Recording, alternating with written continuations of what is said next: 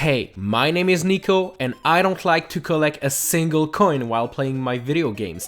This is the type of challenge that Mario games actually need because let's be real, they're kind of easy nowadays. When I was a kid, I used to own a Game Boy Pocket. It's actually this exact one, I still have it.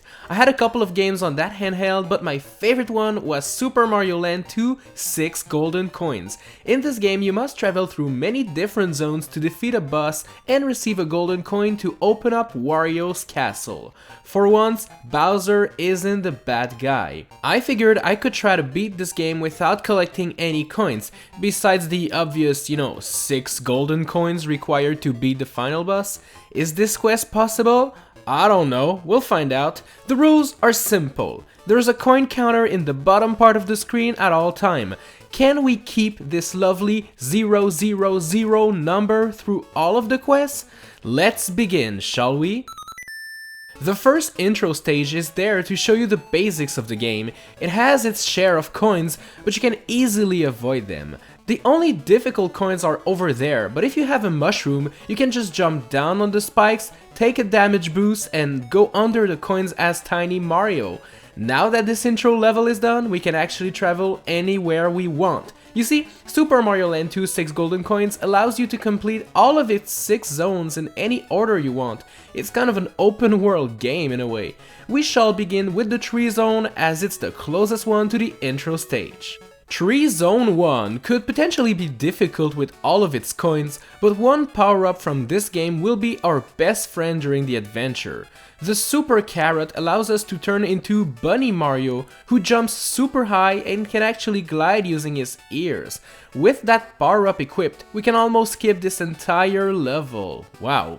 Tree Zone 2 is a level inside a tree where there's a lot of gooey tree juice. I don't know what this is supposed to be, but whatever. Using this jello allows us to skip a lot of coins that would otherwise be kind of a problem. After the midway point, you can choose to go right or go down. I first went right, but I soon realized that this wasn't the best choice for me as these 3 coins proved to be quite annoying to avoid.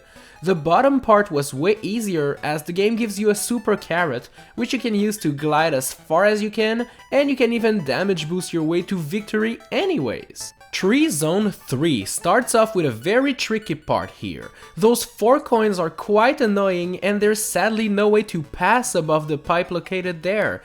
The only choice is to go under the coins, so glide super slowly with the bunny hat and you will barely fit under those coins and you'll be able to skip them all. The rest of the level is pretty easy. Tree Zone 4 is up, and there's hardly any coins in here besides this part here that features tons of those, but luckily you can dodge all of the coins by going up this pipe. The first boss is here, and just like pretty much every Mario games ever, just jump on its head 3 times and it's gone. We got the first golden coin, and Tree Zone is a thing of the past. Climbing on top of a tree wasn't up to my expectations for this game, so let's enter this zone over here.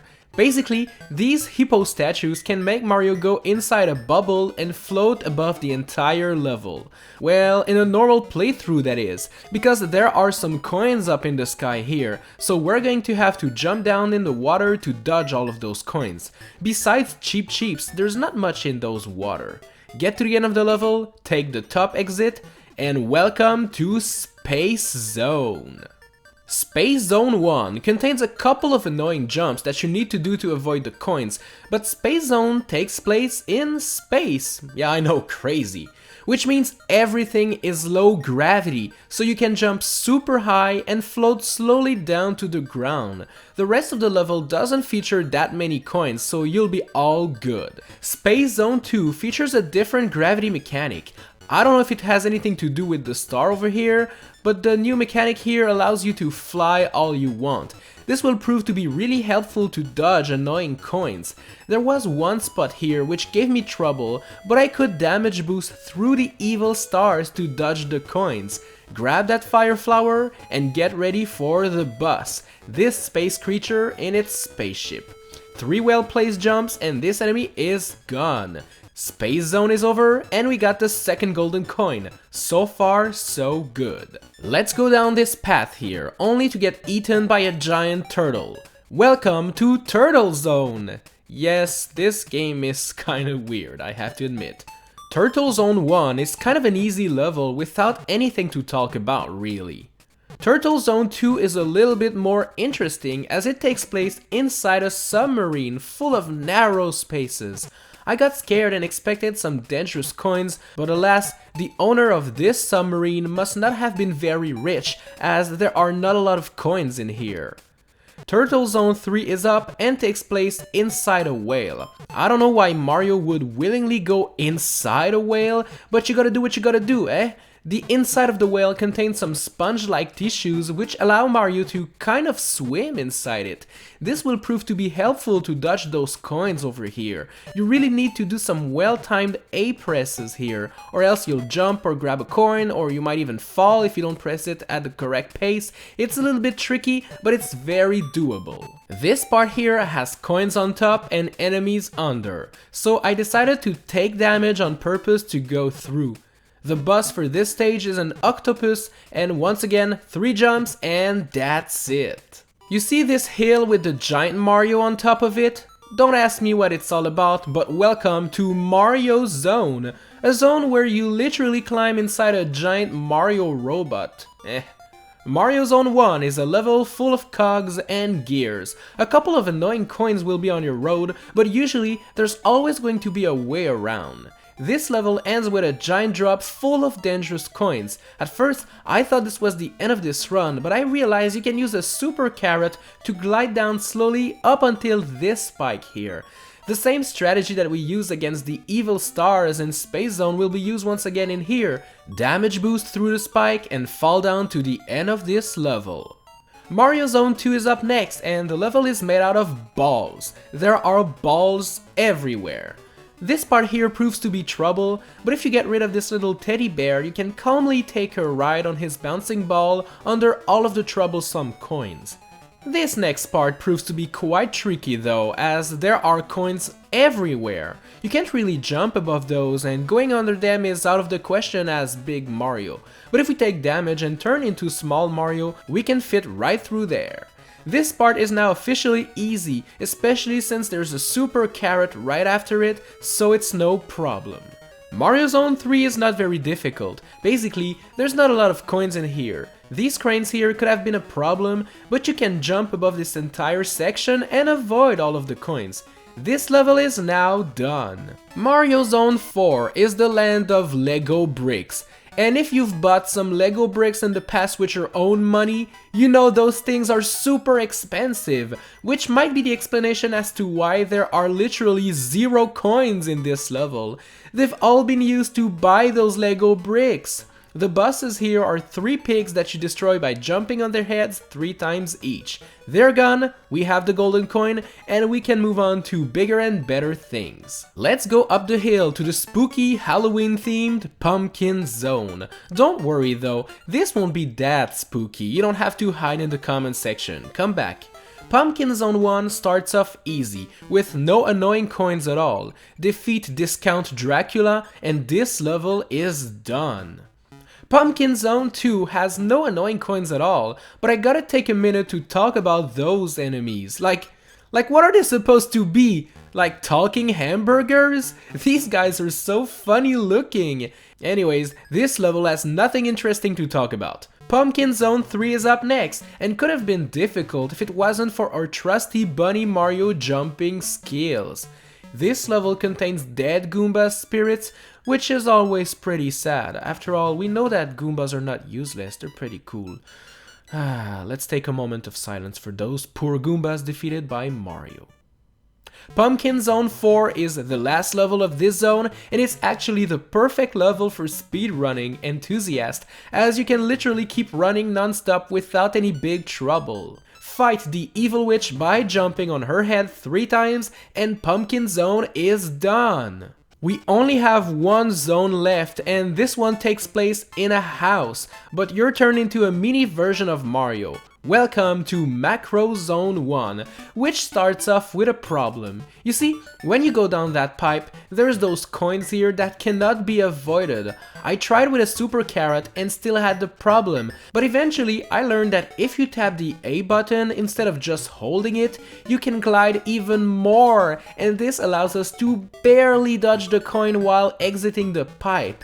After dodging many coins in this level, we eventually end up at this part. There's a platform that falls down and there's tons of coins. I didn't really see any way to dodge them, and there are no other paths you can take.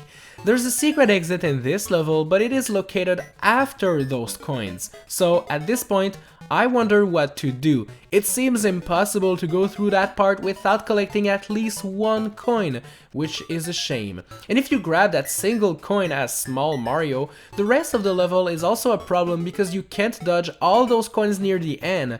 We don't want that many coins, obviously. Let's be real here, this game cannot be completed without collecting any coin, so this quest is a failure. But I've created a poll on YouTube where you guys told me that you'd rather watch me finish the run with the minimum amount of coin rather than stopping the quest.